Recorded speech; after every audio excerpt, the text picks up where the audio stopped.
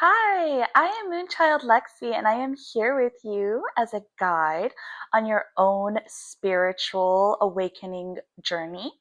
Today is day 15 as we continue transformation through the use of short stories. I am using Osho's Transformational Tarot deck as a catalyst to help us with some thought provoking stories. By the end of this, the intention is that you will have new perspectives to reflect on, to integrate and awaken new change within your own life that is supportive of you. The card that we have for today is doing.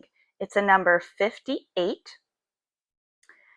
These numbers individually, number 5 is representative of change coming from a choice point being created. And the number 8 is tied to the infinity. So we're already seeing how the combination of 5 and 8 is allowing for a break, a way to break out of the loops that you may find yourself in. When we add 5 and 8, that reduces to a number 13. That is worth pausing for, as the number 13 is associated with the divine feminine in all ways. And if we continue reducing down that number, it comes to 4. So we are at a point with our doing to break out of patterns we may find ourselves in by making a choice to do something to build new foundations. Now that we've broken down the numerology aspect here, let's look at the imagery that we see here.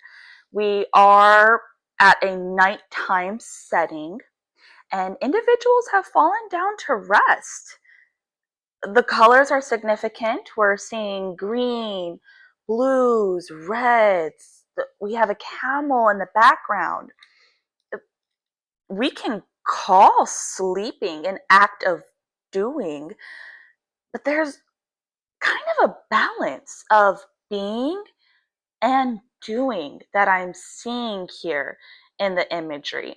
And we can even correspond the activities of being as a feminine aspect and doing as a masculine expression of that state.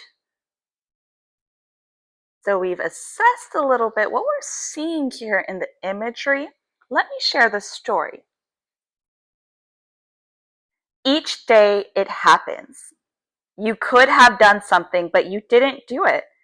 And you are using the excuse that if God wants it done, he will do it anyhow. Or you do something and then you wait for the result you expect, and the result never comes. Then you're angry, as if you have been cheated, as if God has betrayed you, as if he is against you, partial, prejudiced, unjust. And there arises great complaint in your mind. The trust is missing. The religious person is one who goes on doing whatsoever is humanly possible but creates no tension because of it. Because we are very, very tiny, small atoms in this universe, things are very complicated. Nothing depends only on my action. There are thousands of crisscrossing energies. The total of the energies will decide the outcome. How can I decide the outcome? But if I don't do anything, then things may never be the same. I have to do, yet I have to learn not to expect.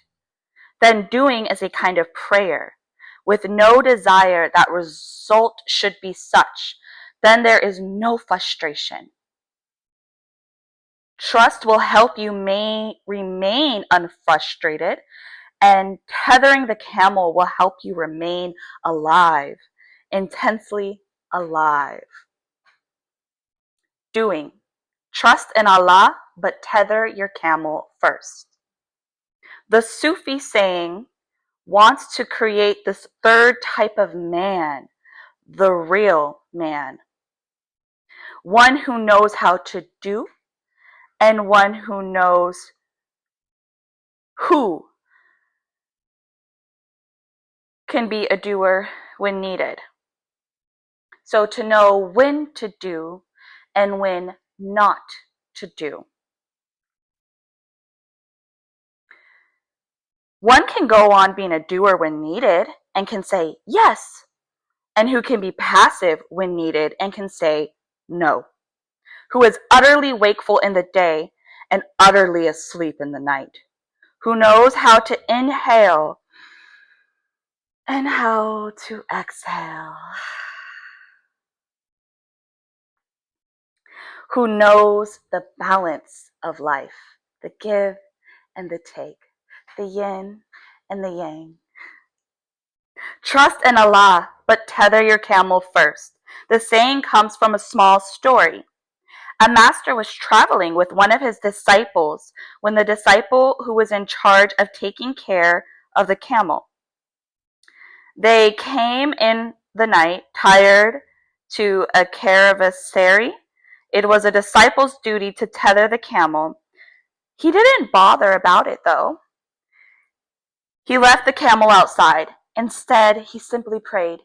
He said to God, "Take care of the camel," and went to sleep.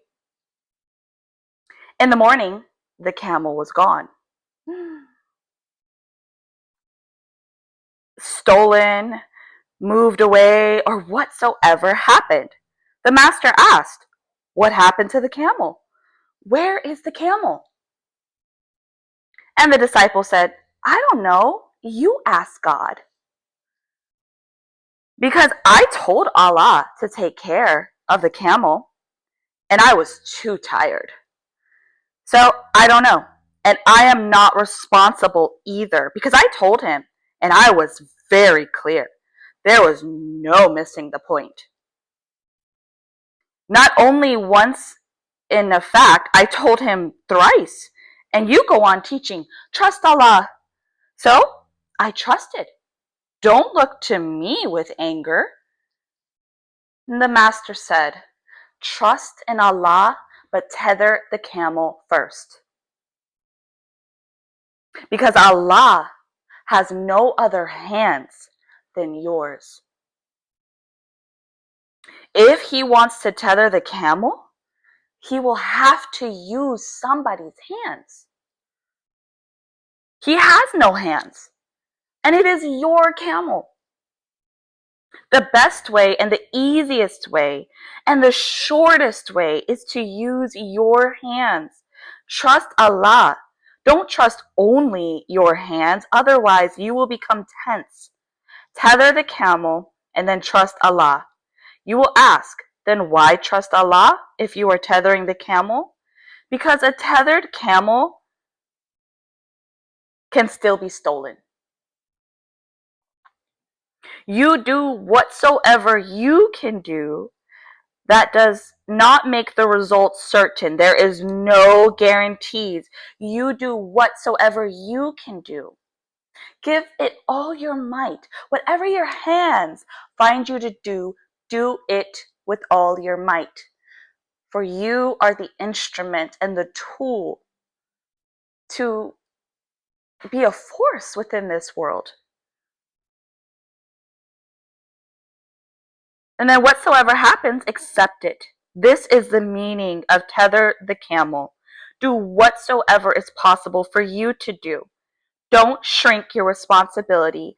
And then if nothing happens or something goes wrong, trust Allah. Then He knows best. Then maybe it is right for us to travel without the camel. It is very easy to trust Allah and be lazy. It is very easy to trust Allah and be a doer. Oh, it's not very easy to always trust a lot and also do. The third type of man is difficult, to trust a lot and yet remain a doer. But now you are only instrumental.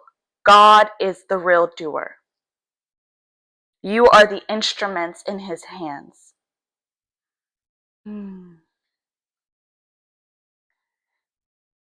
Each of our own eyes and our own bodies.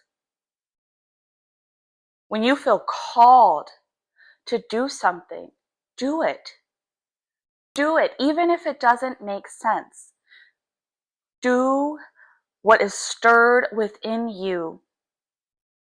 Be still and be calm and have a trust and a faith that what you felt so welled up to do and to be called, you let go the expectations and you will trust that in your being, when you are stirred to do that doing, you were being an instrument. And may we all be instruments of thy divine love and peace in nature. And that's all for today. And until next time, be well.